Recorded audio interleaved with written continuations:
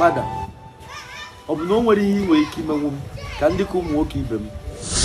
Awilo, anwakwana anwa na ndụ gị yọọ chi gị ya mee gị ka ị dị ka ụmụaka ibe gị, kama ka ị dị ka chi gị si kee gị ma gị bute ike ka ibe gị mma. Maka na ụmụ ụmụaka ibe gị a na-alụ ụtọ nsị wee bunye ike. Ụmụ ụmụaka ibe gị bụrụ ezinụlọ fa tinyesi aka n'ife ọbara ife ọjọọ dị iche iche ma ya bụ na ebutere ike. Maka na ụmụaka ibe gị na-ebu igwe abalị ọbụla ma ya bụ na ebutere ike. Don't envy anybody in life. Maka na agwa gị inside life, Awilo, ị ga-ego. Nigeria is not for good luck, Jonathan.